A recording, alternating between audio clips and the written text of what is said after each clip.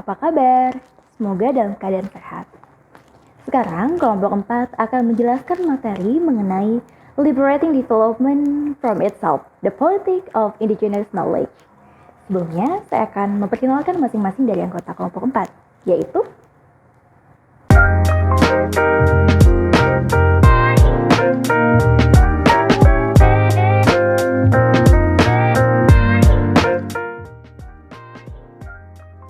Halo, saya Windy Wirantika, MPM 1069. Jadi, antropologi pembangunan menghadapi tantangan dalam dua sisi. Yang pertama, legitimasi bahwa antropologi pembangunan adalah subdisiplin yang cenderung teoritis. Dan yang kedua, bahwa antropologi pembangunan sebenarnya mewakili ilmu antropologi sebagai sumber pengetahuan yang lebih luas, namun saat ini serangkaian praktik dan gagasan dalam pembangunan yang sebagian besar saat ini didominasi oleh para ekonom. Jadi antropologi pembangunan menunjukkan sisi bahwa pembangunan juga harus mengenal dengan baik etika dan budaya masyarakat lokal. Hal ini yang membuat antropolog dijuluki sebagai pakar dalam hal pengetahuan pribumi. Dalam disiplin ilmu ini, pembangunan dapat berkembang lebih efektif apabila dalam prosesnya mengungkapkan secara strategis orientasi budaya dan memanfaatkan pengetahuan lokal dalam kaitannya dengan pembangunan.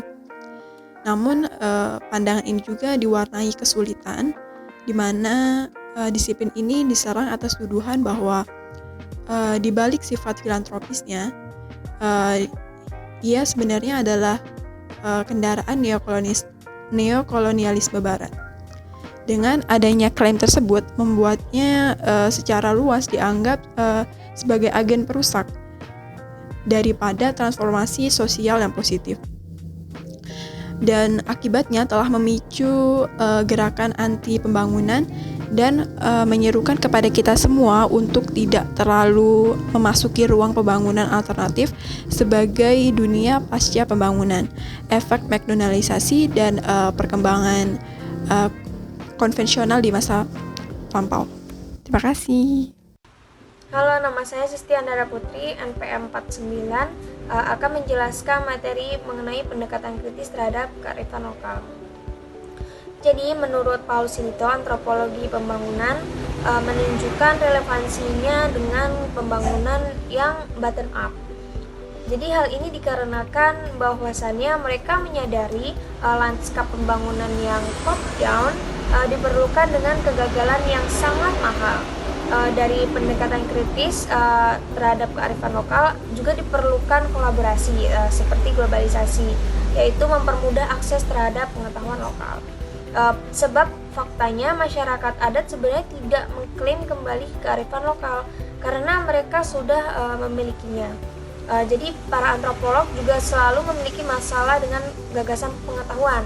Secara klasik lebih suka berbicara tentang budaya atau salah satu komponen lainnya seperti mitos ataupun agama. Jika masalah filosofis pengetahuan adalah satu sisi dari masalah kearifan lokal, sisi lainnya adalah politik dan khususnya juga politik budaya.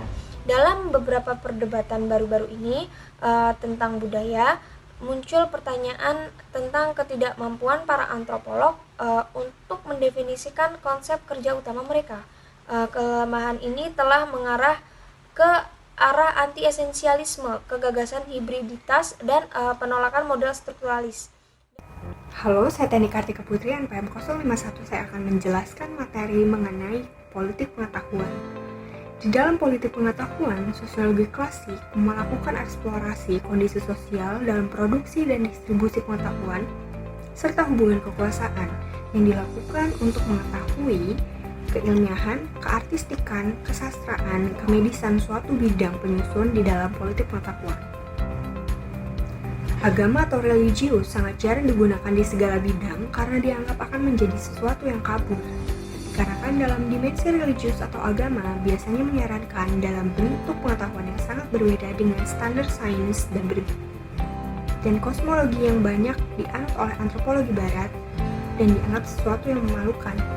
Selanjutnya menuju teori strategis pengetahuan adat Indigenous knowledge atau kearifan lokal bukan alat manual untuk memulihkan dan memanfaatkan yang ada dan dapat disebarkan dengan mudah. Kearifan lokal seringkali disembunyikan, diperebutkan, dan didistribusikan secara tidak merata dan biasanya tertanam dalam proses dan struktur politik dan ekonomi lokal yang biasanya digunakan oleh komunitas tertentu untuk mengontrol anggotanya seperti prosedur birokrasi. Kearifan lokal sendiri memiliki sifat politis, merugikan, adanya keangkuhan epistemologis, dan adanya kesenjangan besar antara sifat kearifan lokal dengan yang sebenarnya. Halo, saya Trianur Handayani, NPM 1061, akan menjelaskan materi tentang peran utama antropologi dalam kearifan lokal. Peran utama antropologi dalam kearifan lokal untuk mengkomunikasikan dan memahami bentuk-bentuk pengetahuan ini dalam asumsi epistemologis dan ontologis.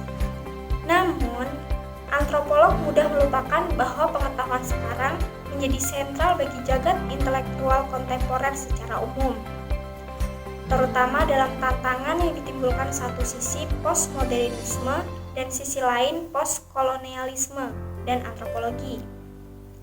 Masalah kontinu dari antropologi adalah perannya yang tidak disadari dalam reproduksi modernisme karena pokok bahasanya yang terungkap secara etnografis. Untuk mengatasinya diperlukan generasi teori baru untuk situasi kehidupan nyata pada saat ini. Halo, nama saya Alvendra Rizky Ramadan, NPM 18460110006. Di sini saya akan menjelaskan 6 tesis tentang kearifan lokal. Yang pertama, indigenous knowledge atau kearifan lokal selalu bersifat politis dan konflik.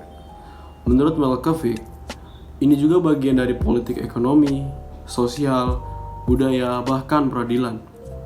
Antropolog bisa menduduki dua sisi, yaitu sebagai posisi netral atau juga posisi ambiguitas, yang berarti peran antropologi tidak hanya sebagai ilmuwan, namun juga sebagai peserta di lapangan.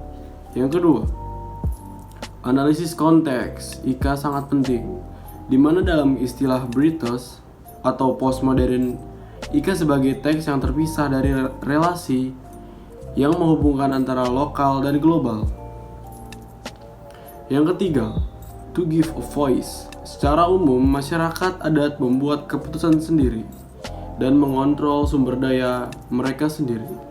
Yang keempat, IKA merupakan upaya untuk membangun sistem makna, di mana harus dilihat sebagai keterlibatan dalam ilmu pengetahuan, bukan hanya sekedar esensi budaya yang dapat didefinisikan.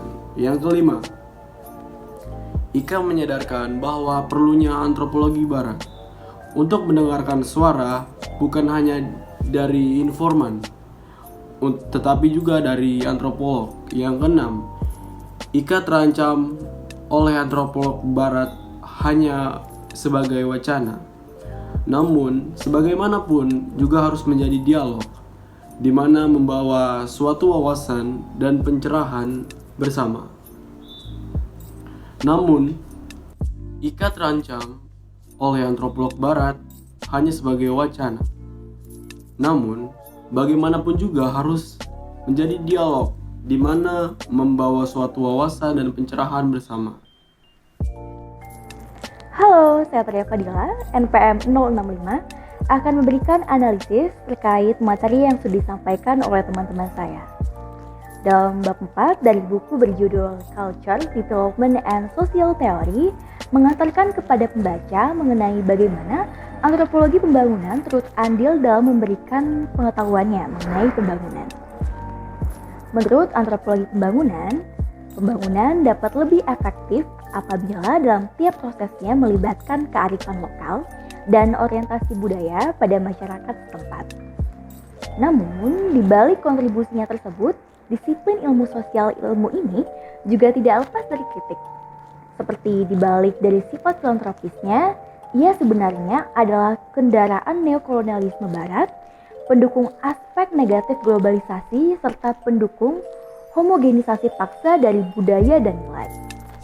Bahkan, pengetahuan mengenai antropologi pembangunan dianggap sebagai agen perusak dari transformasi sosial positif yang memicu gerakan anti pembangunan. Kaitannya dengan manajemen pembangunan adalah bahwasannya manajemen pembangunan merupakan suatu landasan ilmu yang berfungsi untuk mengelola, mengkoordinir, mengatur, dan mencapai tujuan bersama dalam rangka membangun masyarakat serta nilai dan normanya.